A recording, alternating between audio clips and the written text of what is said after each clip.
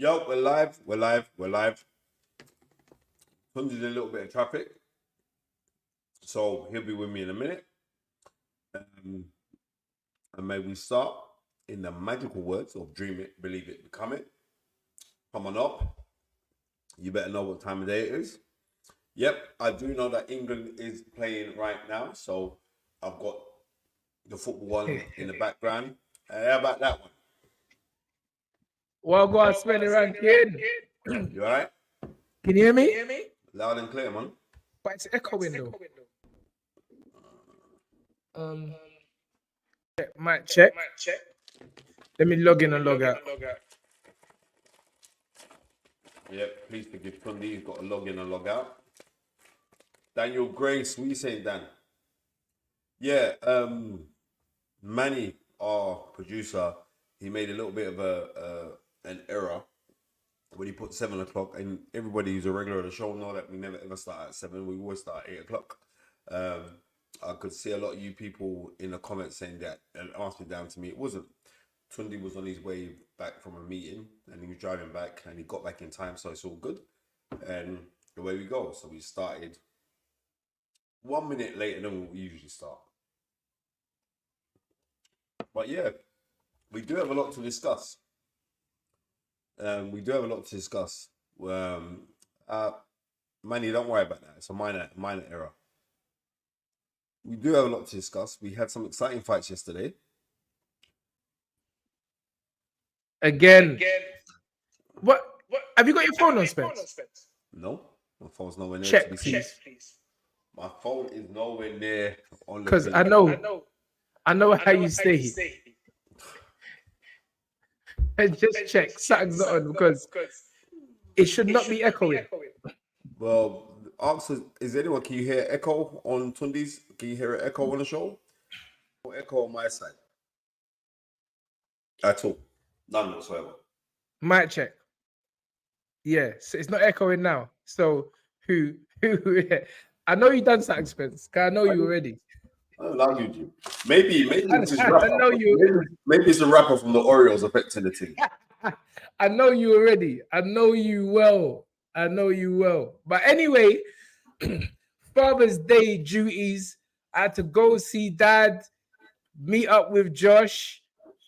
Everybody had to bring everyone in the same place. But listen, it's Father's Day's duty. Happy Father's Day to each and every one of you daddies out there. I hope you're enjoying it.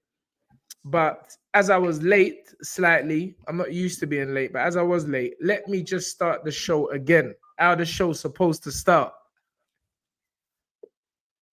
Ladies and gentlemen, it brings me great honor and pleasure to bring to you the number one podcast on the planet and in the planet Earth, in the magical words of dream it, believe it, become it. Come on up. Listen, Yeah, man's back have you got in a the football dance, on? Have you got a football on as well? The what? Have you got a football on? No, you know what? My dad is like, make sure you're British. Make sure. My dad said you are British. Make sure you're watching the football at 8 p.m. I said, Dad, nah, mate. It's boxing. He said, no. You can't be like that. You have to be. Why is it always the Nigerians ones that have to make us the most patriotic? I'm like, that's boxing. Tunde.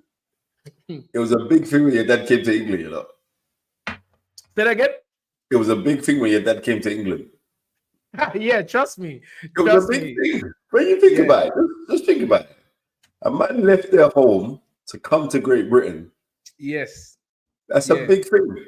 It's a very, very big thing. I want man to realize that is a big thing. Anyway, good luck to England tonight. Let's bring it on, boys.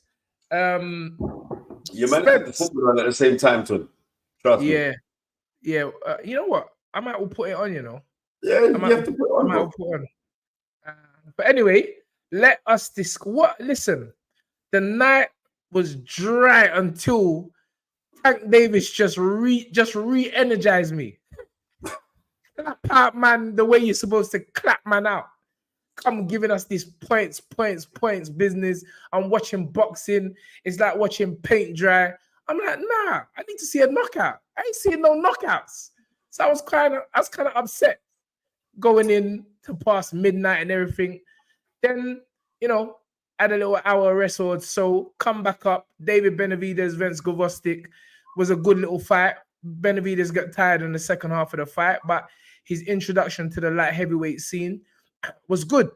Beating an Olympic bronze medalist in Gvozdyk and having a good account of himself, even though he did tire later on in the fight. And I think he actually even said, he's going back down to 168, but he don't mind having a go at, the winner of Beterbiev and Bivol. But anyway, let us focus on, because I know you probably was touching on it before I came, last night's events at Sellers Park. What events? Park. What events? Say again? What events? It was going down last night. Richard was in there, man, saying Madonna drain out his power. Saying Madonna drain out Richard's power.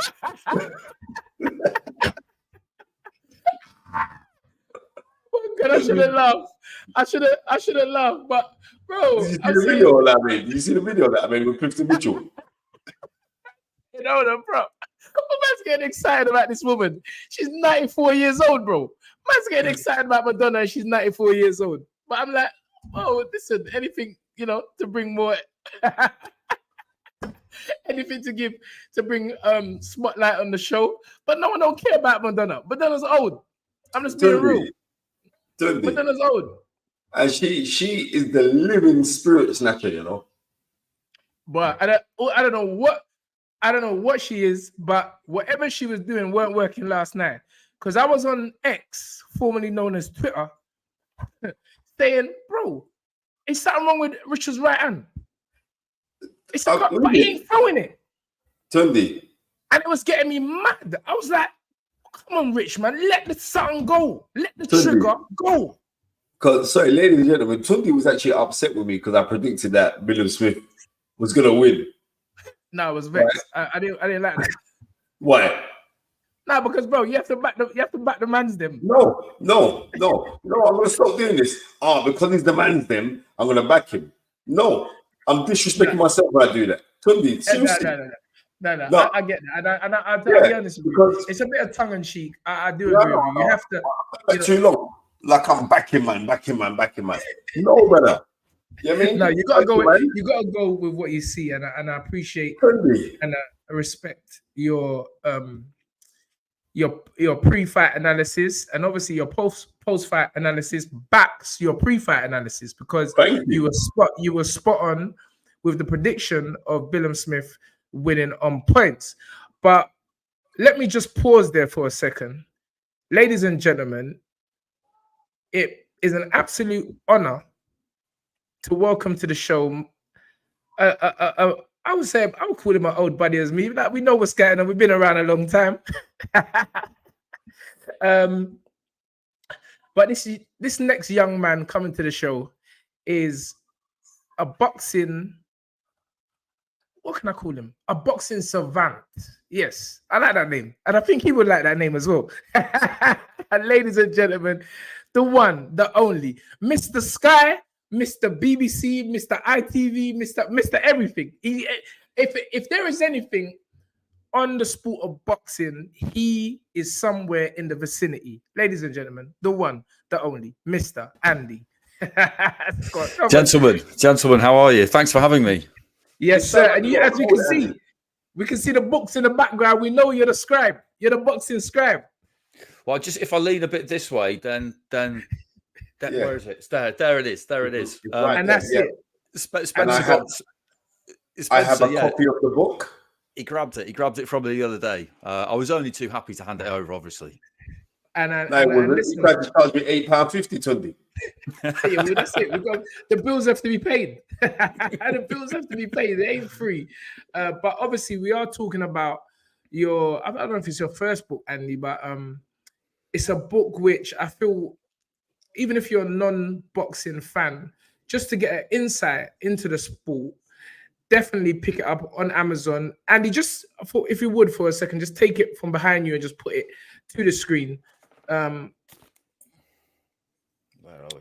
There we Yep, that's it. The new boxing book called Knockout by the one, the only Mr. Andy Clark himself. And just right here is my copy as well.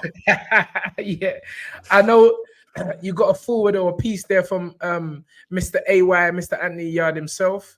But just really tell us about the book and what it's about, Andy, please. So what it's about really is the knockout and why it's this huge moment, not just in boxing, but in all of sport, why no other sport really has anything like it, and why for that reason it has this enormous impact on everybody involved in it. And that's what I look at really, is the shockwaves it sends and the impact it has on all of those people. Number one, what does it feel like to knock somebody out? I speak to David Hay about that kind of knockout mentality. I speak to plenty of fighters about it, but he was probably the one who gave me the best snapshot. Deontay Wilder, I got really quickly. I spoke to Tony Bellew about winning by knockout at Goodison, Carl Froch, of course, at Wembley. So I wanted to know in that moment, what does that feel like? Because sometimes winning's not quite what people think it is, particularly when you're in that kind of shootout where it could be you. And mostly they told me that it was a mad mixture of emotions, but relief was definitely in there, that it's not you lying on your back. Then if it is you lying on your back, what do you remember about that? How does that feel? In the moment, if you do remember it, mostly you don't, if you get knocked out cold. Amir could remember Prescott, because although he got knocked down twice and he went down heavy twice, he did get up twice. So his memory of that was kind of still there. How do you get over it? How do you come back from it? And I spoke to referees and trainers too about the role they play, the responsibility they have to carry with them when it comes to do you or don't you stop a fight. And then there's spectators, media and everybody else, the kind of almost guilt you feel when you celebrate. You're not celebrating somebody's demise. And that was something that I was keen to get across. But you do feel this incredible lightning bolt of adrenaline when you see somebody manage to knock somebody else out, because it is just this ultimate thing that every fighter's trying to achieve. But then when somebody goes down and they're not getting up, very quickly you wish you hadn't seen it. And the kind of the guilt kicks in. So what's it like for people watching it? Just all of that, really. It was a lot of it's about mentality and psychology. And Ant was really, really interesting on that, because I think what a lot of people might not quite realize when it comes to pretty much any level of professional sport, because to do anything professionally sports-wise, you have to be at such a high level. But particularly the level he's been at, there is a kind of fatalism to them almost. They train as hard as they can, do everything they can to prepare, tick all the boxes, push doubt into the background as effectively as you can by doing that. But then when the bell goes, they know that there's somebody else in the opposite corner who's they've got to assume has done all of that as well, and who is equally as determined to win, is equally as convinced that they're going to win, and who is also really good. And at that point, all bets are off, and whatever will be, will be. And that's kind of the attitude he has to it. And I think people are, people are sometimes quite surprised by that, because it makes it all seem a bit random. But on any given night, you just don't know, do you? If you box at the top for long enough, you are going to get beaten. If you box at the top for long enough, you're probably going to get knocked out. You just have to decide that it on any given night, you have to decide that it isn't going to happen. But they all have that kind of realism and acceptance that it could. Yeah. Spence? Yeah. I see on the front cover of your book, as everyone can see here, on the front cover of the book, this is the famous picture of Muhammad Ali knocking out Cleveland Williams, right? Which people believe that was Ali's greatest performance, right? That was in 1966. That was November 1966. That was actually an old Cleveland Williams. Andy can tell you. Cleveland Williams got shot. Cleveland Williams was a very good fighter. And like George Foreman says, he's like one of the hardest guys that ever hit him. He said like his punching power is ridiculous. He had 2 famous fights with Sonny Liston, right? In like 59 and 60. And if you watch those fights, you just realize like just how good Cleveland Williams was.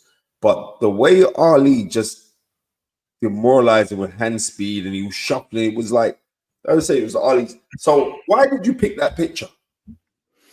Because of the visual is just so kind of, it's so kind of stunning. That overhead shot, you know, you've got the referee sending it back to the neutral corner by the look of it there, although he's flat out on his back, Williams, and he's not really going to need the count. And Ali just in that triumphant pose, because everybody understands that. I think one of the great things we got in boxing is that the dynamic of it, what's happening in there. Other sports you have to explain. Because there won't be that many people in the world who've never seen a football match, but there'll be some, and you would have to explain to them what is happening and explain the rules. Sorry to interrupt you. 1-0 to England. Jude Bellingham, I heard, has scored. So yeah, that's right. Just as you mentioned football, I thought I'd slide that in there. We're 1-0 up. Come on, boys, let's keep it going. Anyway, carry on then. But with boxing, yes. The knockout is just this incredibly self-explanatory thing, and I've not seen a picture that says it better than that. But that knockout actually, as I got deeper into the book and I kind of looked at what knockouts are the ones that are particularly difficult to get over, and the conclusion I arrived at is if a fighter gets knocked out in a manner which they would never really have entertained as being possible, they're the most difficult ones. And that's one of them, isn't it? Like he would never really have imagined that could happen to him. Ricky Hatton could never really have imagined that what would happen to him against Pacquiao would happen to him. Yes. And I think the effects is and the reverberations is it sounds all around for the trainers as well as the fighters. Obviously, they're not the ones who's going through it. But I wanted to ask you, Andy, this is, a great insight into a fighter's mind and perspective and how they see things. But for yourself, being ringside for so many fights, what is your actual feeling when you see someone get, as we say, taken out or KO'd? How do you feel? It's adrenaline. It's a massive thrill, and I would never try and pretend that it's not. But then, as soon as you see someone hit the deck, and you know they're in trouble, and you can see that they're in distress, if they've been knocked out cold, then for all you know, they could be dead. And I'm not sensationalizing. That's just that is what could be happening there. If they're struggling to get back to their feet, and you can see that their coordination has gone and their eyes have gone, then you sympathize with them immediately because they're trying so hard. And that's the bravery and courage and the resilience that they have. But you know that it's over for them. So it is this incredible thing which flicks a switch in you, but just releases all sorts of different emotions in very quick sequence. I will never not want to see knockouts. It would be a complete lie if I said that I didn't want to see knockouts. I do want to see knockouts because it's this mega moment in sport that you don't have in other sports. It's incredible to see from ringside. It can be a bit scary, but it's absolutely incredible. And you get the odd one, like Frochgroves, for example. There's a chapter in there called The Night of the Perfect Knockout, which just goes behind the scenes and tells the story through Froch's eyes, so a kind of first-person account. But the reason I think that that's the perfect knockout is, number one, it was a great punch. It was a massive stage, huge rivalry. It ended up being Froch's final ever punch that he threw. But what really made it in a lot of ways was the fact that George Groves did very clearly get knocked out for a few seconds, but then he got back up. And everyone could enjoy that one. Yes. Guilt-free. Yes. Yes, absolutely. We do ask for a percentage of any book purchase while on air, Andy. That's fair. I can't argue with that. I'm just giving you a heads up. But our friend Andy, Alfie Black, about knockouts, hold on, Spence. Our friend Alfie Black has just purchased the audio book now with his last Audible token, and he Good man, says, Alfie. I hear Ben Whittaker's, I hear it's Ben Whittaker's favorite book, but Funnily enough, this week, obviously we had a fight with this week, and Ben was around. I've seen him a couple of times since we had our little disagreement, and everything is absolutely fine. For me, it just wasn't deep at all. But I asked him at the workouts, if you got a bit of time tomorrow, it'd be really funny just to kind of give you the book, and if you could just say, Andy Clark's written this book, you know, it would be disrespectful not to read it. And he said, yeah. He said, yeah, absolutely. And then it got away from us. And the closer you get to fight night, I'm not going to ask him. But I will ask him when I next see him. So yeah, I mean, what are the platforms, shall I say? I don't know if that's the right word, where we can purchase the book. Amazon's the easiest one. Amazon's the easiest one, and it will be in bookstores as well. I haven't yet wandered into a bookshop and found it, but people sent me some pictures, so it is out there. Yes, absolutely. Moving on, and I don't mean that take that lightly, because for me, it's about to promote your book, The Knockout, and anyone who hasn't got the book, please go and purchase this wonderful insight into what goes through a fighter's minds when they knock someone out, or even if they've been knocked out. So please go and purchase the book Knockout by Andy Clark. Again, and I want to ask you about the show last night. Obviously, a London show, Selhurst Park, celebrating 100 years of the football club, from what I understand. But all our London boys got beat up. All the London boys got beat up. Well, not really, but I say that all the ex-Lynn boys got beat up. All the ex-Lynn boys. All right, I'll take that on the chin. But Riakporhe lost, Isaac Chamberlain lost, Dan Aziz got a draw, Ben Whittaker won on points. And just to highlight what you said, we never saw no knockouts. And the night was really terrible for me until I watched Javonte Tank Davis relight the fire with a tremendous, awesome, brutal knockout. This is what makes him one of the sport's biggest stars. But let's touch on the show at Selhurst Park, and then tell me what your assessment is. Let's start first with Dan Aziz. I did wonder during the week what might happen in that fight, because I saw Sepp a lot in the amateurs, a lot, and he'd had 30 plus WSB fights, so the 5-3s, and they're always at a high level, so they're like pro fights, really. Yes. He boxed at 4 World Championships and Olympic Games, got 2 European Championships bronze medals, and I knew he was good. Yes. And I knew how he boxed, but I also knew he was 38. And that the gas tank might be a bit of an issue. But I also knew that this was kind of his last chance, really, because he had a fight against Ricard Bolotnik, and the idea was that he would win that. It was a 50-50, but he needed to win. Because when you turn pro late like he did, or after a really long international amateur career, you don't really have time for many setbacks. And he had a couple. So last night was really his last chance. And he's very capable. And I thought, if anything, it would have been better for Dan if it had been 10 or 10 rounds rather than 8, because that's what I thought. Yes. It just because of the age that Sepp's at. And I think what happened with Dan last night basically was that, as much as you never ever mean to kind of drop a level or take your eye off the ball, you always feel like, no, that'll never happen to me. That'll never happen. But you come into the fight off the back of a massive occasion against Buatsi. You're on the undercard, and that is what happened. He just wasn't quite himself. And against someone like Sepp, you've got to be really busy, get on top of him early, and stay there. Because if you let him come forward and get some momentum, then you've got a real problem. And that's exactly what happened. Yeah, and I mean, for me as a trainer and a manager, it's one of the reasons why.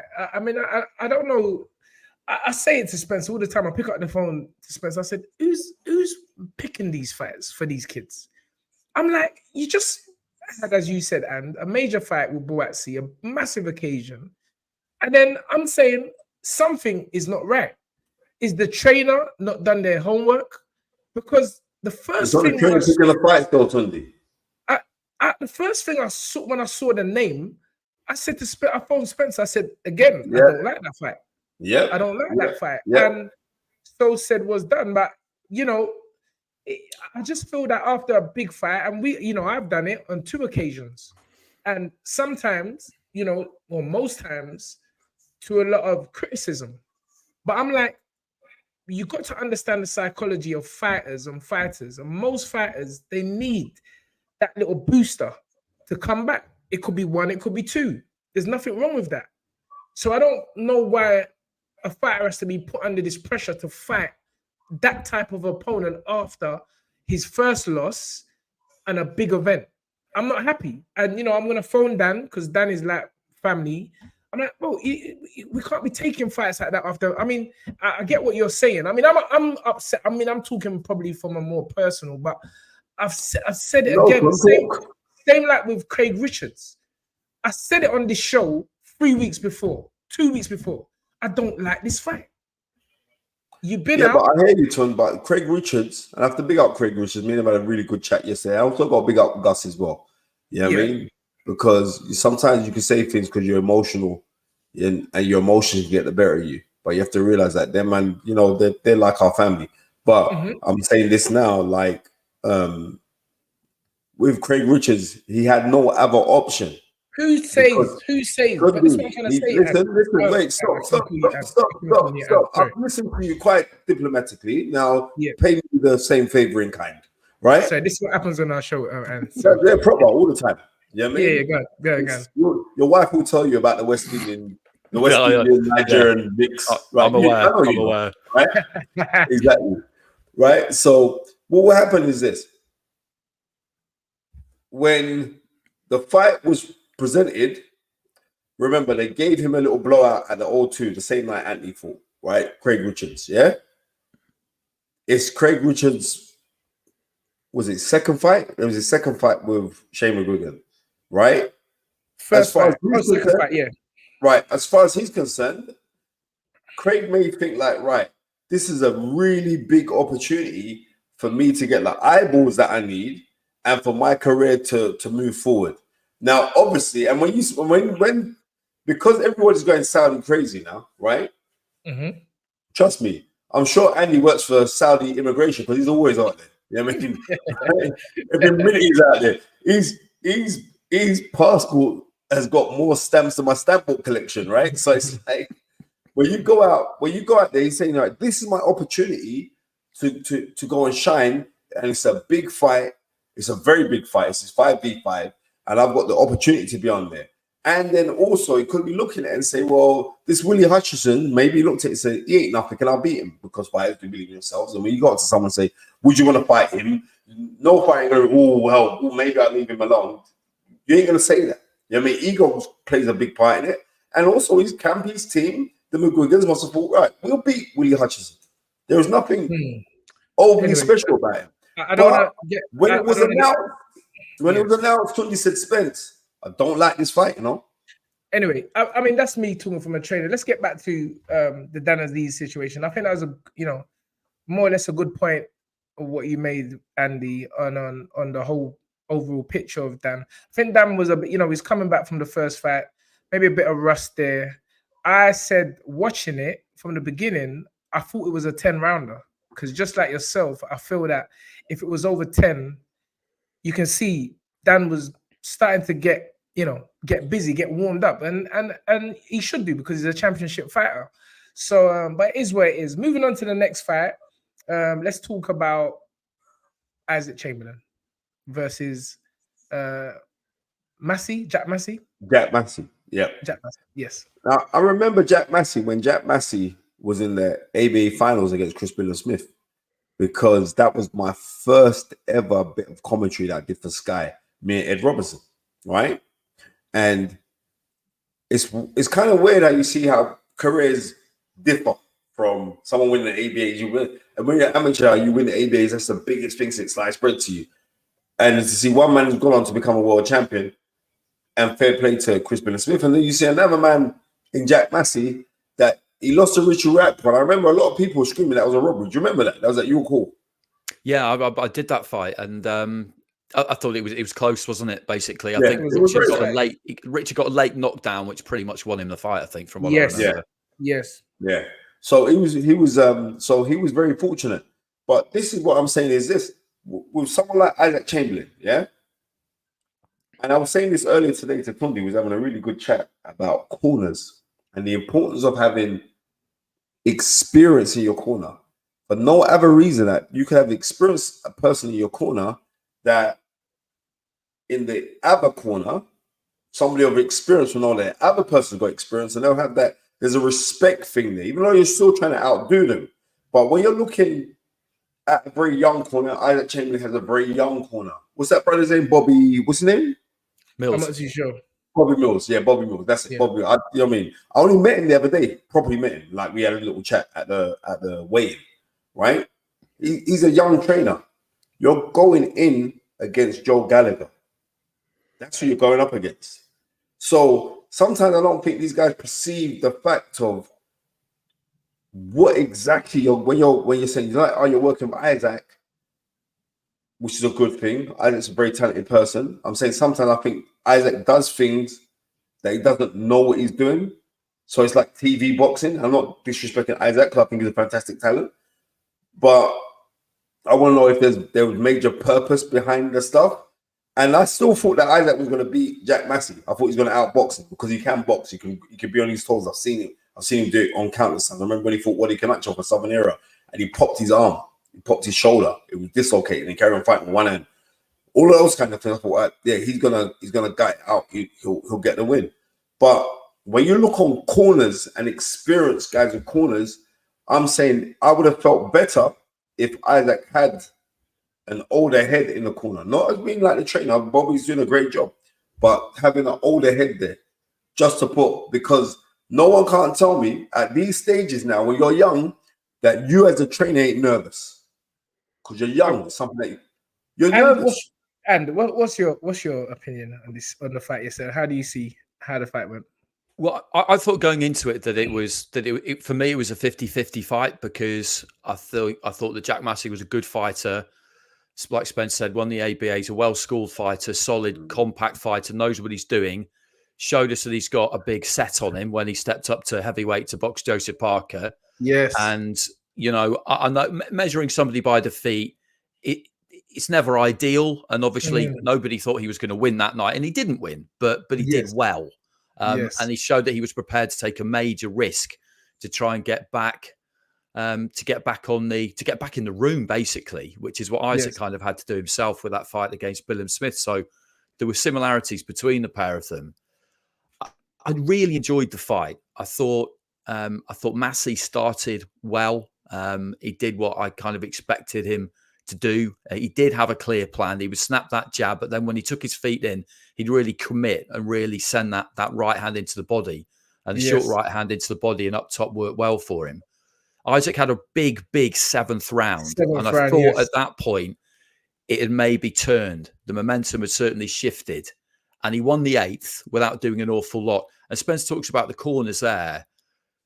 At the end of the 8th round was crucial because we don't know what happened in Isaac's corner, but we do know what happened in Massey's. Yeah, I was just told about it. Joe Gallagher. I love this because the psychology of boxing is just it's fascinating to me. And at that point, he knows he's got a technically good boxer there who's not just going to suddenly, you know, if you issue a rallying cry, he's not just going to suddenly forget how to box and go out there blindly swinging. But he just took it back to basics, didn't he? And just said, listen, basically, this is 4-4. There are 4 rounds to go. You're starting to feel sorry for yourself. Do you want this or don't you? Because if you want it, get out there and do it. Don't come to the gym crying to me on Monday about, oh, I could have done this and I could have done that. Yes. It was exactly what he needed to hear. And I think that is really highlighting the point Spencer has made with regards to the experience of the corners. And I think it showed, as you said, Andy, in that 7th or 8th round. But all in all, it was, I would say, of the 3 aforementioned, Dan, Isaac, and Richard, Isaac's one was the most entertaining, I would say. Yeah, so. There were moments, there were parts when you thought, Isaac. It toed and fro, didn't it? Yeah. It was a good fight. The main event, I don't know. I don't know what to think. I was shouting at the TV screen. I was putting comments on X while the fight was going on. Was like, is it me or is there something wrong with Richard's right hand? Because I'm like, I can't see it. It's not go. It's not. He ain't pulling the trigger the way I was expecting. And you know, you got to credit Chris Billam Smith for that. But I'm more or less 100% sure that Richard would be kicking himself this morning, probably knowing that he could have done much better. It was a very flat performance by Richard, and I don't know what's next. But what was your assessment? Sorry to interject there before Andy jumps in. Yeah, Tunde, do you know how difficult it is to kick yourself? Spencer, listen, we got a guest on. Me and you can't get into this while Andy's on. When Andy comes on, Andy has to know Andy's family. Yeah, when Andy comes on, then we can on toe to toe. It's big jokes and this, right? So, you know what I mean? All right, and please, because me and Spencer will be going at it forever. But I did fancy Billam Smith going into it because he was just a more experienced fighter. And I said during the week that I thought it would be a late stoppage. I just didn't know who to because I can't pick a winner ahead of a fight. But I did feel that if anybody was going to do that, and I did think that might happen, that it would be Billam Smith because with Richard, and he's still quite inexperienced, really. Particularly at that level.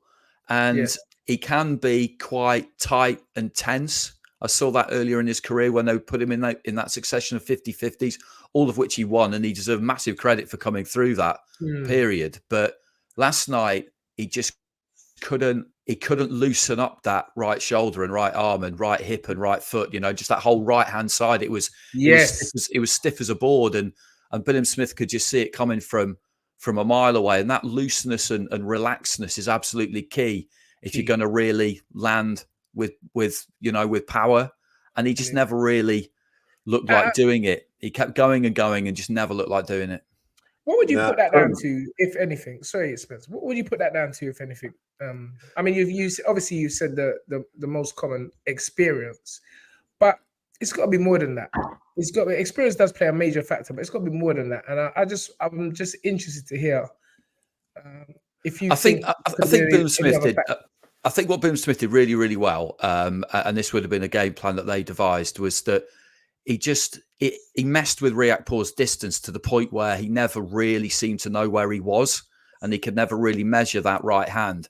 A few times he let it go long and straight and managed to shoot it down the middle, and it didn't quite get there, or Billam Smith was able to just pull onto the back foot, ride it a bit, and it's one of those shots that looks great to the crowd and probably looks great on TV, but ringside you can tell that it hasn't really landed that clean. I mean, it's not like he never landed on Billam Smith, because he did hit him with some good shots, or he was too close.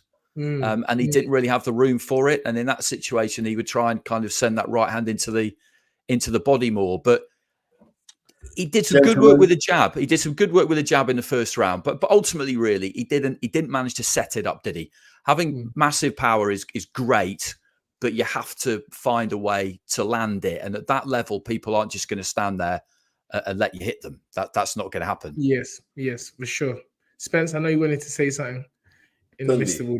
Yes. I just want people to know. I want Andy to listen good. Because you see me, I don't hold back. I don't care who likes me, who don't like me. I just really, you know what, Andy, I don't business. I don't care. Right? What I want to know, someone on there just said like Angel Fernandez was giving Richie Riakporhe good instruction. What instruction was he giving him? He was just telling him. What instruction was he giving him? I don't know. I did hear bro in there. Yeah, exactly.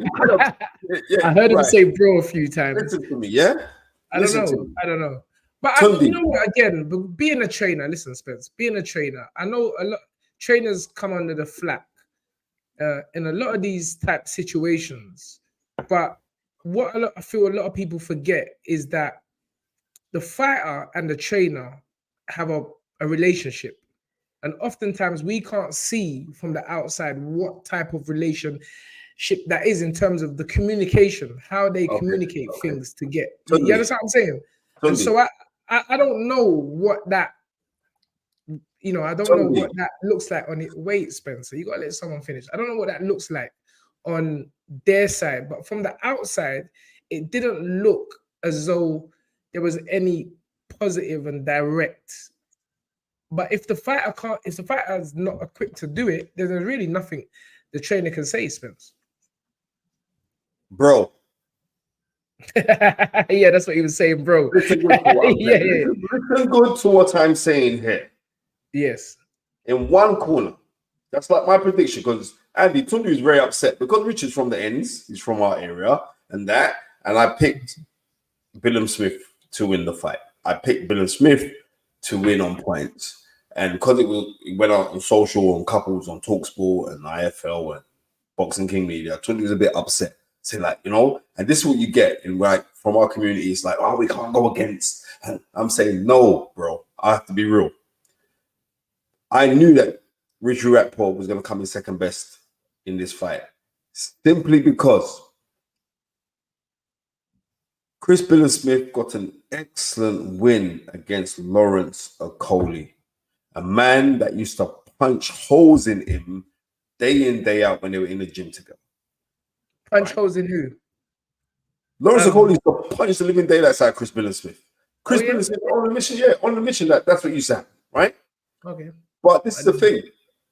When someone's punching you up, you have a scope and a room to improve. Because you know, right, well, I'm not quite there. I've got something to get for. When you're the guy that's doing all the beating up all the time, getting beaten up, sometimes you can lack that motivation to say you want to go do something. Not only that, but you as a trainer, when you're trained, Tunde knows, he knows. When you are a trainer and you're a young trainer, right? We can't, Tunde just looks young, but he's really 65, right? Right? He's just seriously, you know the rules, black don't crack, you know the rules, don't worry about it. Yeah, right? Yes, sir. Right. So when you're looking at somebody like a young trainer in Angel Fernandez, okay, I want to know, where is your body of work and who did you work underneath and who taught you what you know. I heard, you was over in Cuba, but I could go over to Cuba for 6 weeks and smoke a couple of cigars and go in a boxing gym and say that, I'm not knocking the brother. I'm saying, where's your body of work? Because I haven't seen your body of work. You would train, don't say I'm on it. You was working with, I remember when you worked, the guy that made me know of you was Cassius Connor, Danny Cassius Connor.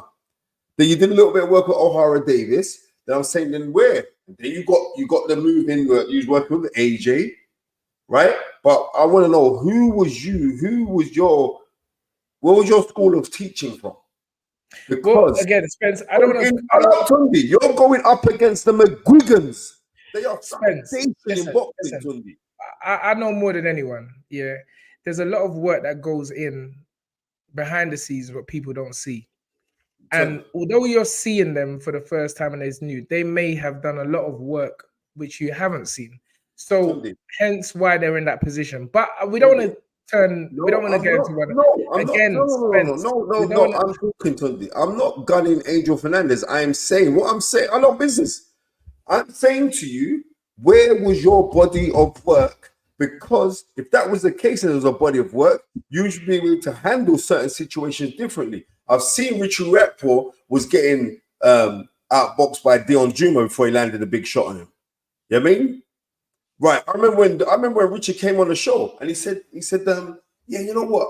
Like angels a lot like you, Spence. But I said, pardon me? He said, angels a lot like you. I said, pardon me? He said, because like he's on this. I said, what fights are you studying and all the rest of it? He said that he was studying Julio Cesar Chavez.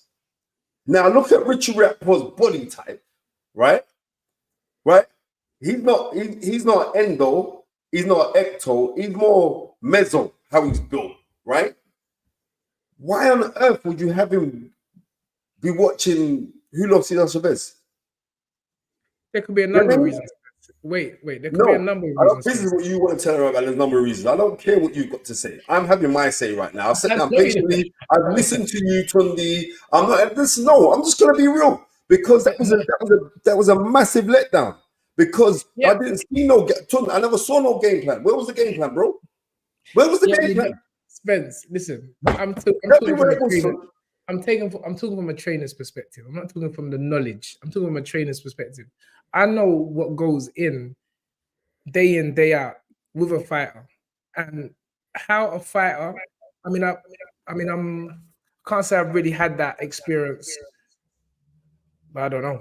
I don't think it's happened to me. But I've been blessed enough to not have the experience where a fighter's gone in there and quote unquote freeze.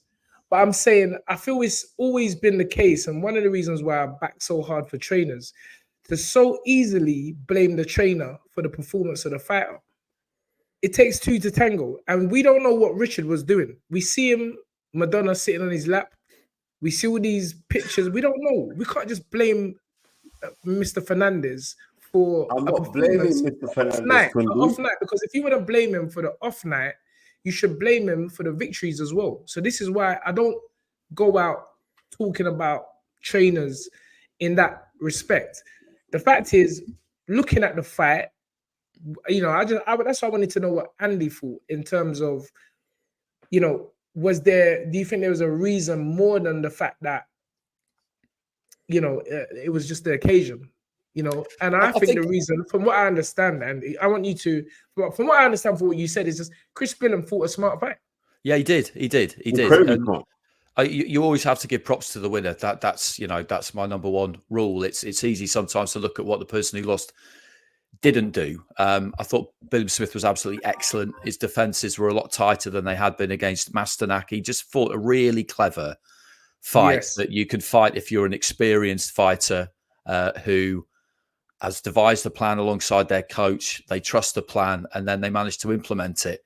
With regard to what was going on in the other corner, it's interesting, isn't it? Because on face value, what Angel Fernandez was saying to him was repetitive. And at times it came off as pretty negative, the way he was saying it. Yes. But if the situation is that they've spent 8 weeks working on something in the gym and they're ready to go, and then on the night he just doesn't do it, then what else can you say? Yes. And that might have been what was going on there, because funnily enough, 2 weeks beforehand in Saudi, I was sat ringside watching Craig's fight against Willie Hutchinson. I couldn't hear any corner sound.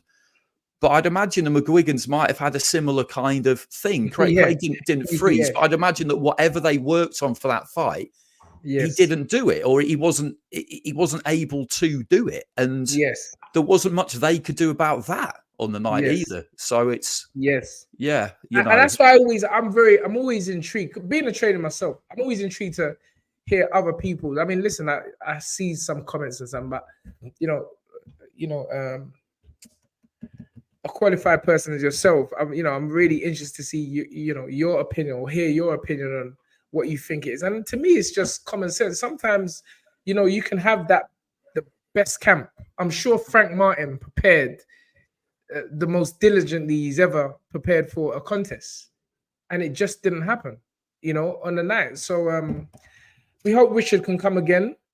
And before I let you go, I have to touch on, I don't know whether you had a busy day yesterday, but whether you stayed up or caught the fight. Andy watched it on the replay, the one and only Javonte Tank Davis versus Frank Martin in the early hours of this morning. And what was your opinion on that fight? I'm a big fan when it comes to Davis. I have been. Yes. I have been for a long time. I have been since he came over here and won his world title, because I was so curious about him at that point, because it was such a big leap when he won his title, or only defended, didn't he? He won his title against Pedraza, didn't he? Pedraza, yes. At that point, they got him to 10 or 12-0, and he hadn't really boxed anyone, but they were so confident in him, and he just leapt up and did the business, and has been doing it ever since. And I think he's one of these people who, if you're going in there against him, you are going to expect him to be really good. But then when the bell goes, it's even worse than you thought. For sure. Listening to Martin talk about it after the fight was interesting, because he was basically saying, look, I moved a lot early on and that was working for me. But then I thought, I probably can't keep this up, so I better slow down. But then when I slowed down, I stopped doing the thing that was working for me. And you think all of this is going on in your head. Yes. And a lot of that is to do with him, is to do with Davis and the way he goes about things. There was one point which really, as a trainer, sorry, what's the trainer's name, Spence? Who? Coach Calvin? Huh? No, Frank Martin. Derek James. Derek James. Frank came back to corner and he said to him, "Is any punches hurting you?" And Frank said, "Not really, but I got hurt with a body shot. The body shot hurt me." And I was like, that's psychology right there, because your trainer is asking you if you've been hurt early in the fight. Is he hurting us with anything? And I think, to me, I'm looking at it as a negative, because I'm not even putting that in my head. So again, those who missed the early part of Andy's interview, please go and get his book on Amazon, The Knockout, going into the psychology. It's right there. Yeah, going into the psychology of the knockout.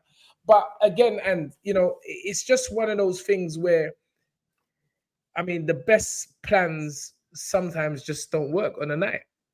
Yeah, and he's I definitely think he's one of these fighters, Davis, as well, where he's that kind of clinical and observant, and he just watches you and he figures it out. Yes. And you're doing well until all of a sudden you're not. And it's over. And that knockout was, watching it.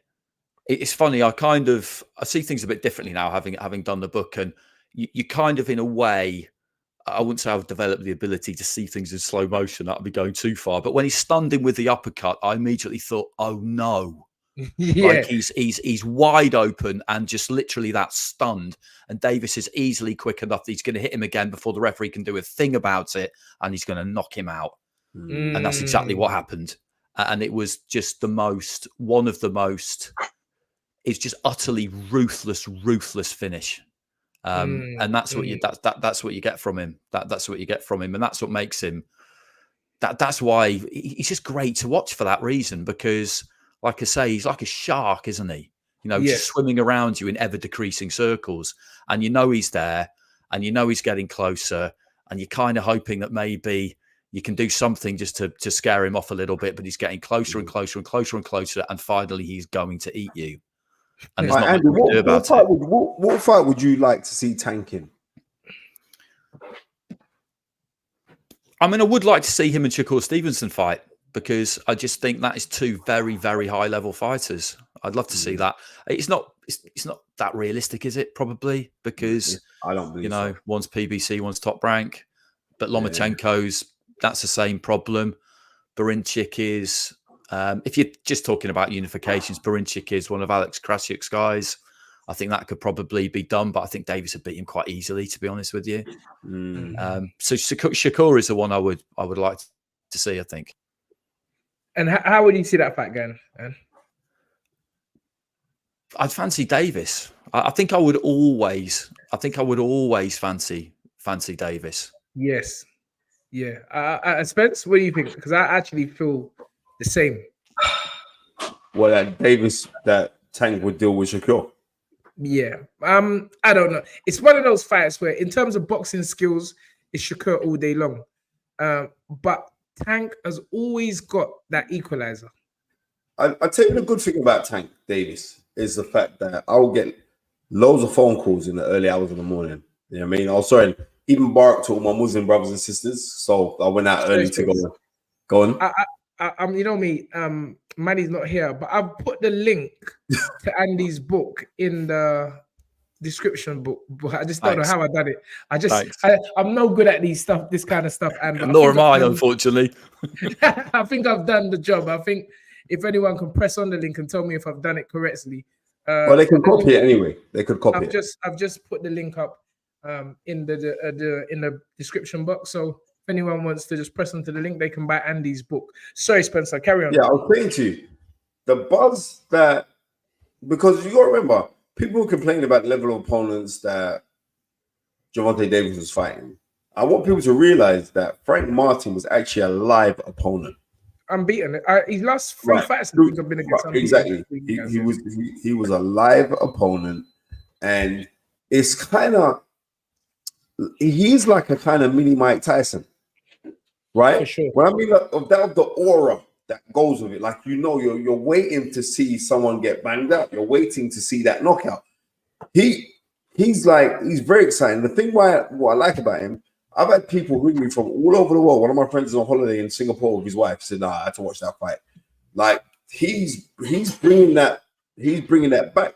I hope, because I know there's that big rift with because Leonard Ellery's with him now, and like Floyd's not there, so Floyd's hating at every conceivable moment on him and blah. And I just think that's all a gimmick. I just think that's all mates rates things. That's what I believe. But Yes. I think that Tank's phenomenally special, and he's so exciting. He's so exciting.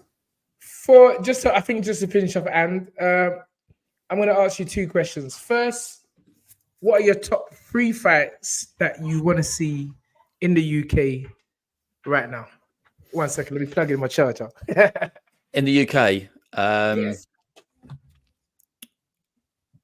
I think we're going to get it, and I do want to see up in the heavyweights. If we're talking about things that are kind of realistically going to happen, or just things I would really like to see, I will always want to see Fury against Joshua. I'll always want to see that. I think it's now kind of more interesting than it's been for a while, because not that long ago I would have made Fury a heavy favourite. Now I'm not so sure. Yes. Anthony Yarde against Joshua Buatsi, absolutely. I definitely want to see that. Any latest on that? Anything you can share? Yep. I think next week we should get some form of announcement. Okay, brilliant. But I don't want to talk too much. Yeah. Let's wait and see. And outside of that, I always really did like the idea of Adam Azim against Dalton Smith. I'm going for all British. British fights here. I did always really like the idea of that, but yeah, I mean, I don't think we are going to get that now. And your 3 favorite fighters of all time. I know there's so much. I probably could have said top 5, but I would say Andy Clark's top 3 fighters. Top 3. I change my mind on this a lot. But I do. My only kind of rule with it is that I stick to people who are within my kind of viewing lifetime, rather than go too far back. Yes. Duran would whatever day of the week it is, he'll always be there. Duran wasn't that a pop group? he'll always make my top 3. Golovkin. I always love Golovkin. Golovkin, yeah. I mean, you got to think that guy only lost against Canelo. One was debated, and obviously one could have been debated as well. The second one could have been debated as well, and the third one they waited till he was 94 years old to have that. Yeah, I just love. They got him out of a wheelchair. Yeah, I just loved everything about him. Just the way he went about things, the way he conducted himself, the fact that he was just this absolute gentleman, but an absolute ruthless assassin in the ring. You know, massive amateur career and all that stuff. You know, I absolutely loved him. I kind of love Usyk for the same reason, really, but I won't go with Usyk. Two of my 3 are the same pretty much every day of the week. One's Duran, and the other one it will always be Chris Eubank Sr. I was obsessed with Chris Eubank Sr. when I was a kid, because it was in the mid 80s. I kind of outlined this a bit in the book, actually. Like the first boxing I remember watching, and it was a knockout, was Darren Dyer. He got a knockout. I didn't know I was watching the ABAs at the time. I'm not going to claim I was an amateur boxing aficionado at the age of 8, because I wasn't. I just remember seeing it. He won by knockout, kind of uppercut. And then I saw him in the Commonwealth Games. Ibi Mustafa he knocked out, was that? No, it wasn't. Was it Mark Elliott? Listen. Yeah, and it's a really good knockout too. And then in the Commonwealth Games, he just splattered people. I remember watching him do that. Right. And that was what really drew me in. And then you got kind of Bruno Tyson. And then it's on to Ben Eubank. And I was just all over it like a rash. And I like Nigel Benn as well. I wasn't like, I never felt it has to be one or the other, but I just found Eubank the most fascinating, literally the most fascinating man up until that point in my life I'd ever seen. And I think like he's kind of remained up there as that for, pretty much since. Anything about him I would watch, read, it was just, wow. I mean, that rivalry was, it's kind of hard to explain really to youngsters, just how massive it was and how famous they were, because it was all terrestrial TV days, wasn't it? Yeah, Yes. terrestrial TV, like 16 million viewers. Yeah. November of 1990 when they first fought. Yeah, Sunday. That was a Sunday night. Yes, Sunday night. It was a Sunday night at the Birmingham NEC. It was like, yeah. When you think of like, it's kind of weird because like certain now when you're speaking to kids and you say like, oh, what, so was the dad a fighter as well? And I'm like, yeah, the dad, yeah. was the dad a fighter? Yes. Yeah, Eubank Senior was, yeah, it was kind of weird, like how he could break certain rulings of like coming from the environment where he came from, because he taught himself to speak with, at the time then, the Queen's English, right? And he would sit down for hours studying poetry, learning them verbatimly. He was that person. It was very, very, it was very different. I could tell you a quick story about him where you're going to find out. My old trainer, Charlie Magri, right? Charlie Magri said to me, Spence, because they were down in the matchroom gym then, and he goes like, yeah, Eubank, it was nothing then. He came in the gym and he ordered a taxi, and a taxi came in for him. And when the taxi came, they sent some old banger for him. And he turned around and said, send this back. I'm not getting this. This is not for me. It was nobody then. It was nobody. He's always been, you know what I mean? He's always been like that. Always.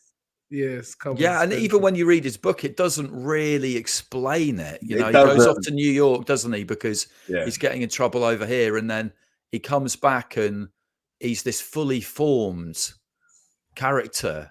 You do not meet people like him every day, even in boxing. And yeah, I mean, he was my guy back in the day, and he, you know, he always will be. He's one of these people where I've been doing this a long time now, and I don't get starstruck, but I still am a bit by him if I see him. Yes, you know, I still am a bit by blessed him. Our show quite a few times. Like we've had really good interviews with him. Yeah. And yeah, he's something else. I'm grateful. Like we speak regularly, so I'm like I'm grateful to him because his swagger was on point. Oh man, how we used to put clothes together. His swagger was on point. You know what I mean? Yeah, his suit game. Yeah, exactly. That suit game was. Yeah, it's explicit to do you remember when he was fighting for the rematch in Michael Watson was September 91, and it was the first time that I heard Chris Eubank break out into Jamaican patois, and he realized that he's on TV and he stopped. Like there was in the press conference. Do you remember that? And he goes like, "Yeah, what you're telling me to be quiet?" He goes, "Wait a minute, who you like?" And he realized he's like, "Who you like?" And he realized, and then because Michael Watson really got underneath his skin, right, like on another level. But that's the first time when I heard like Eubank kind of broke it. I said, "Oh, Eubank's a Yarde for real." So yeah. All right, listen, and it was been an absolute pleasure having you. I know, sorry to take up your time on a Sunday, but it's great.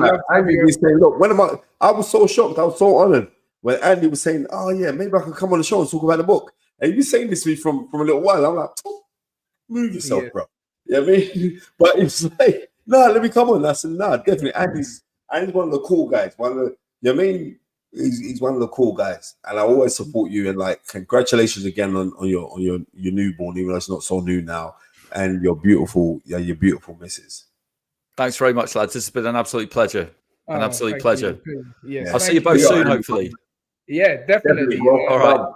Cheers, guys. Ladies and gentlemen, the one, the only Mr. Andy Clark. Thanks a lot. Yeah, Spence, fantastic. What a guy. Proper guy, man. Proper guy. You know, and I like how he just told it how it was in regards to Riakporhe and what was going on in my man's corner. No, that was you. No, no, no, That no. was you. No, Tunde, you know what? Listen to me, yeah? No, Tunde. Yeah. I'm just keeping this thing 100, yeah, because like I think we should jump off a little early because I do want to watch the end of this England game and I want to watch it with my Yeah, little yeah, boy. yeah. as So well. listen, it's been you know what? It's one of those sessions where Ricky, come on, man. Bro, Chris's dad used to live in my state. Yep. So yeah, we know the ends.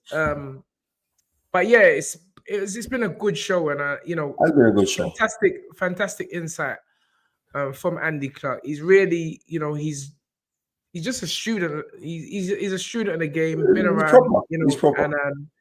and very articulate in the way he puts his, you know, opinion or case or whatever it is to do with boxing. A great man, and wish him nothing but the best.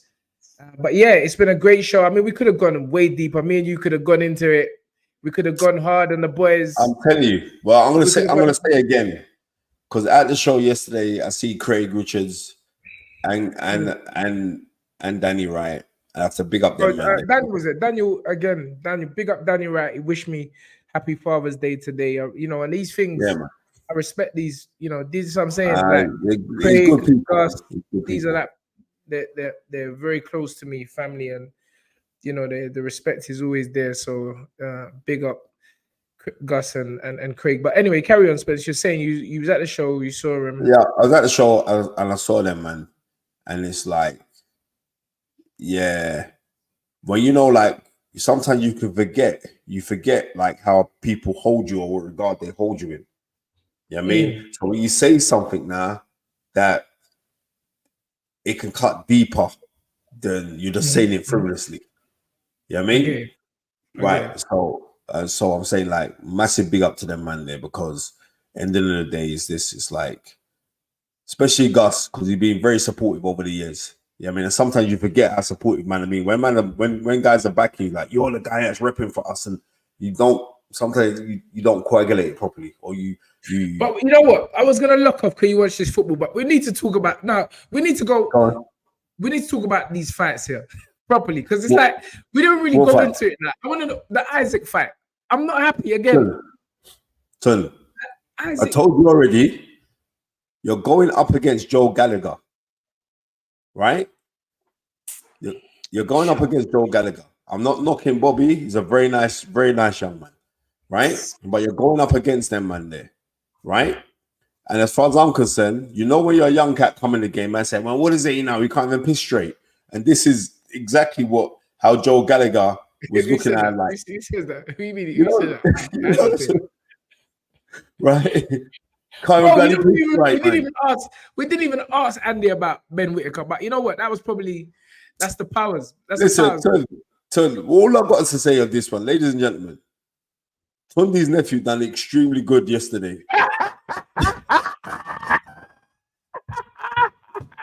And I can pick up. No. That is with you. I'm gonna be real with you, yeah. I'm gonna be real with you, right? Because I do want to jump off because we're actually in the second half now, right? But I'm saying I'm keeping man's calling man my nephew, right? Disrespect, right? There ain't no disrespect. Tunde, you look like you, man. They found my man, bro. They went to some village in Nigeria and draw this brother out. I don't know where they find this man from. But I'm actually proud of him last night. Tunde, you have to be. He came out in the colors. I feel he done 100 times better than what people actually thought he was gonna do. Tunde, everybody was saying, like, I saw him the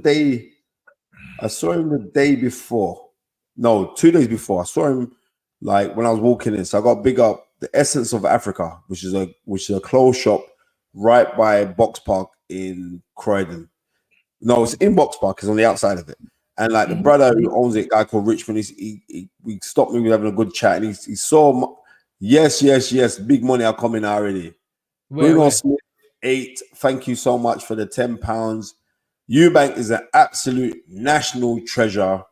I had the pleasure of meeting him and shaking his hand in 2011 through my late cousin Bruno.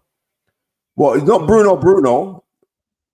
It's not Bruno who used to work for with Clifton. Is that Bruno? Is that your family? Bruno Smith, is it? Do you think Isaac should retire and Ben has no power? You know what? Talking about this power thing, I do think Ben Whittaker actually has power.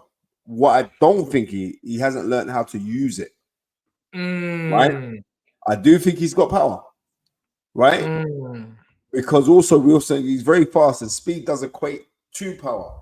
But what I'm saying is, and I rate the kid, so I'm not gonna, but I think he's getting stuck in that motion of, be the hype guy, be doing this flash, right?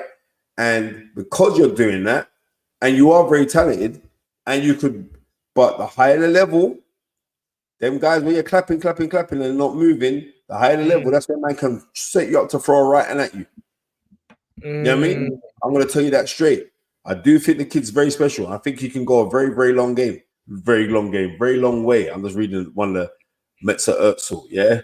England games heating up. I know, right?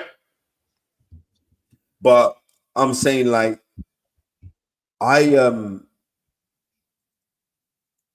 really and truly, you're meant to be banging out guys like this guy here.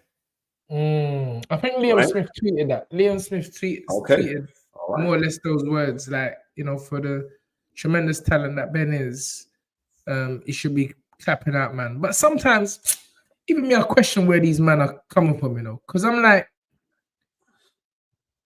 my advice to the young gun, Ben Whittaker, is don't listen to no one. Don't listen to none of them. I'm just telling you what I know. I'm telling you from my experience. Don't listen to no one. Keep doing what you're doing. Yeah? Keep doing what you're doing. And I'll tell you why. Because if you was knocking out, man, the way some feel that you should be doing at this stage, people be saying you're not fighting no one. Yeah. Yeah. But wait, Spence. If you're knocking them out, people be saying, yeah, but he ain't fighting no one. Who are these bums that he's fighting? Now, when you don't knock them out and you win effortlessly without taking one punch, they start criticizing and saying you ain't got no power. Didn't get punched out. Spence, man. In a 10-round contest, this guy probably got hit flush 2 times. Yeah? 2 times. So he's winning the fight effortlessly. So, but he's not knocking them out. Yeah. So now they're saying he ain't got no power. So damned if you do, damned if you don't. So this is why Spencer made a point about the social media. You ban that. Forget all that. You've got the hype already. You've got the people backing you. You just need to stay focused. Because you're a good fighter. And you know what? When people are criticizing, you're doing something good. So you keep doing what you're doing, young man. The power's gonna come. Yeah, Flair say that. The power gonna come. You just gotta just relax. Keep doing your thing. You be a vet in the game. You're being put in the right fights at the right time. The power's gonna come. But don't fall for this, or don't start changing up yourself. Because I remember they done the same thing to James DeGale. They made James DeGale start not talking. Because remember, James was cocky at the beginning. Yeah. And then people, remember, James was cocky, but when people like, nah, we don't like this cocky business. Then James tried to change it up. You change up, you lose. Then you have to go back to just be who you are.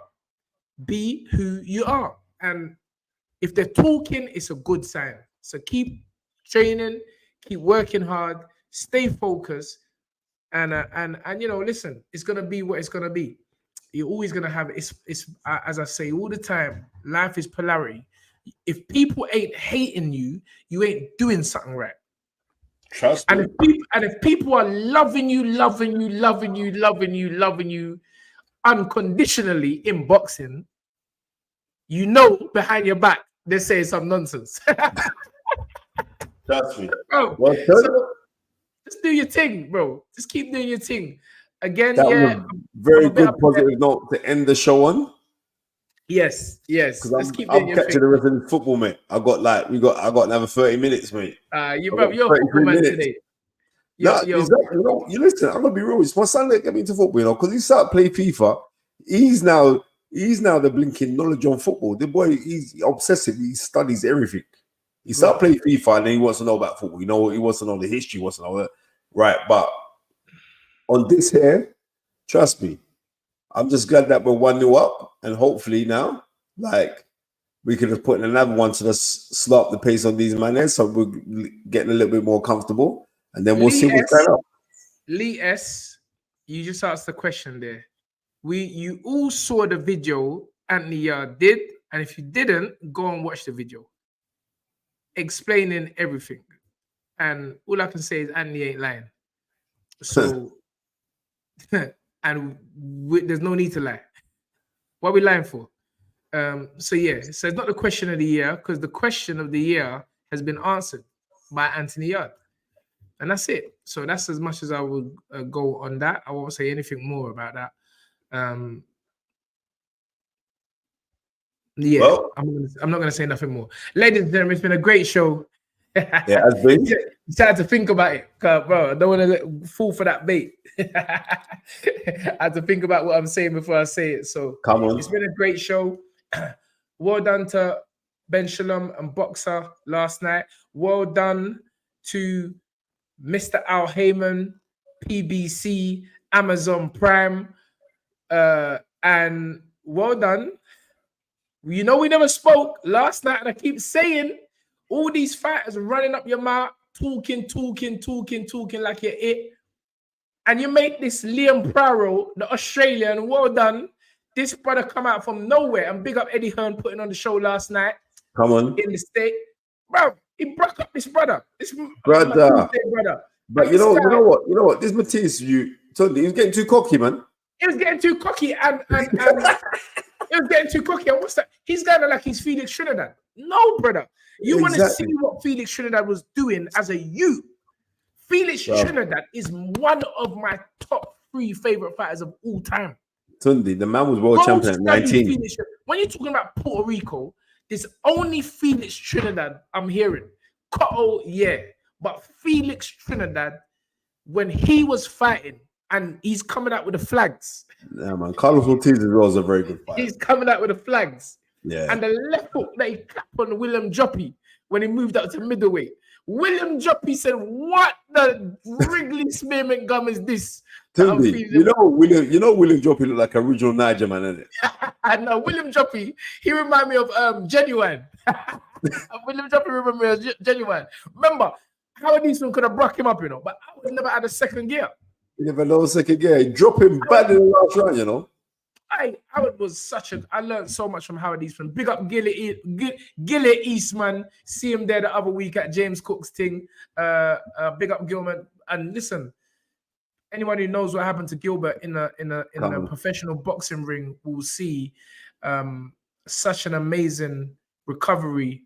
Big up Mick Collier and yourself, Spencer, who was down there at the hospital with Gilly.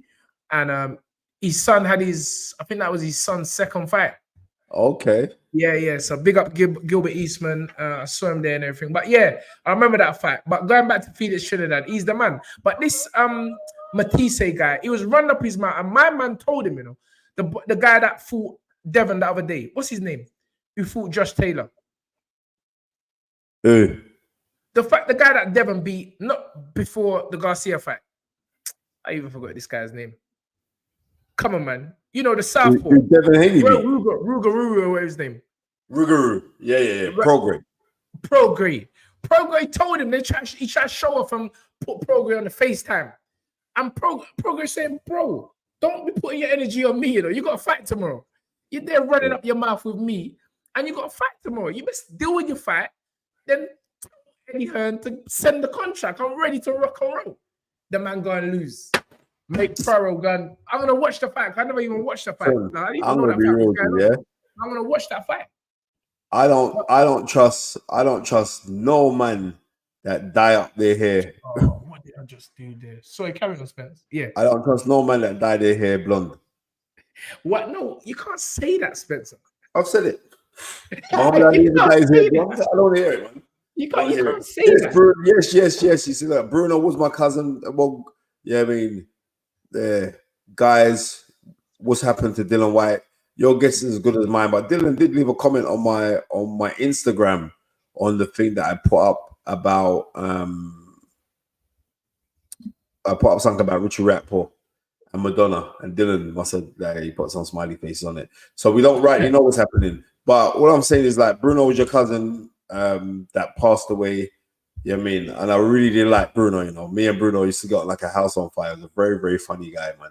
So, you know what I mean? But yeah, but big up for even joining the fight is right. So big up. Hold on. Cameron Vong versus Joe Afori. Wasn't he supposed to be fighting the other you? They was having a back and forth. Vong and the other kid that's trained by Grant Smith. What's the guy's name? If he's fighting Jeff Afori, then that's a late replacement. But bro, they keep on putting Jeff Afori in these mad fights. But Yeah. all right, well, it's a step up, I guess. But you know, I can't see Cameron Vong, if he's what we're being led to believe he is, having much problem with Afori, even though Afori is my guy. Jordan Flynn, that's who I thought he was fighting. So what happened to that fight? There was in the ring, face off and everything. He's injured. There's always something, bro. There's always something with these brothers, man. I don't know, but they decided they don't want the big fights to happen. I was looking forward to that fight, Jordan Flynn and Cameron Vong. But anyway, it is where it is. Afori is a tough son of a gun. So it is a good step up for Cameron Vong. And let's see what he's made of. So that's next week. Spence, I know you're on this football thing, so I'm going to leave you. You're damn right I'm on it. Is that another comment? Or have we read that? No, you read that already. Oh, yeah, we read that already. Ladies and gentlemen, it's been a great show. Almost 90-minute show.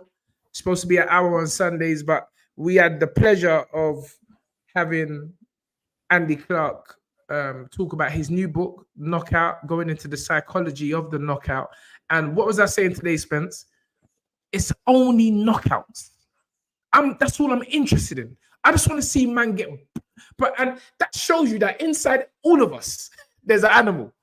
Because how can we be sitting down and watching man get taken out and saying it's a good fight, and we're rejoicing. We're rejoicing that man getting knocked out. It's a sport, but it just shows in every single one of us, there's that. We love seeing brothers get taken out. It's just that, I don't know, the animalistic thing inside every individual was always there. Somebody can be as nice as Sun, but then just be as serious as Thunder in the switch of in the beat, a heartbeat. And we love it. But I don't like the points thing. I need to see KOs. Well, that's the only thing that gets us. That is very good for you when you want to watch KO. Well, right now, I want to watch England. All right? You, Spencer Fearon, you're so on this football thing and you're a boxing man. But anyway, it is where it is. Listen, I have to support. Let me tell you this, yeah? The morale of, even though they like the tabloids were doing some little nastiness the other day on certain plays, but I'm not going to get into that. But I'm saying this now, that we have to support England simply because it's England, son. Is it? Man saying, is Richard really from South or Sutton? Anyway, you boxing fans, because I'm on 6% right now. But you boxing fans are serious, you know. Bro, Richard's from South. Don't worry, come from the same estate. Big up Aylesbury Estate. Richard's done well, man. He's already won. He changed his life through the sport of boxing. That's what boxing does. He's done amazing. Let's think about it. Won. Richard's already won. Done amazing. Richard's already won. And I think he's, in some people's eyes, overachieved. You know, I don't think a lot of people thought he was even get to the stage. And some people have to realize this.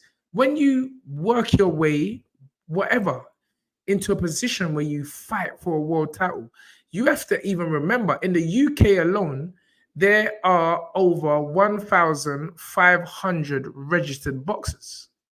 Yep. Yeah, in the UK alone, not the world, the UK. So you think you're in this minute percentage of people that actually make it to the level of fighting for a world title, and you're coming from an environment, a working class environment, a blue collar environment where a lot of people don't find hope, you know. Again, I said it. He's doing it for the culture. He's doing it for the community, and he done well, man. And he should not let this discourage him. Richard should continue. Keep, you know, everything is a sign. Work harder, my man. Work harder. So, Come on. So on that note, and let me just, because I don't want people to think that we're just talking about the loser. Big up Chris Billam Smith, a man that most people didn't think was gonna win at most a British title. And he's in his last couple of fights knocked off Lawrence Okoli. He's taken that unbeaten record, and he's taken the unbeaten record of Richard Riakporhe. Yeah. Two of the top cruiserweights in this country. And hardest hitters in the world. And the hardest hitters at that weight in the world. Yeah. So Chris Billam Smith, please give the gentleman his flowers. Come on. You have to give him his flowers. Because, bro, he is a true working class success story. Let me leave it like that. I like how he carries himself. He calls himself Gentleman Chris Billam Smith, and he's absolutely that. Very nice guy. You know what I mean? And now he deserves a world title. Pardon me? Yeah, he's a unification match. A unification. 100%. And on that note, Tunde, I'm out of here, mate. All right, well, let's finish the show in exactly the same way we were supposed to start it, but due to my lateness, it's not a regular thing. Ladies and gentlemen, it gives me a great honor and pleasure for, again, having you sit with us for over 90 minutes, or just up to 90 minutes. But let us end the show in the magical words of dream it, believe it, but most of all, become it. Coming up, I wish you guys a pleasant, strong next 7 days. Peace, two fingers. We out. We out.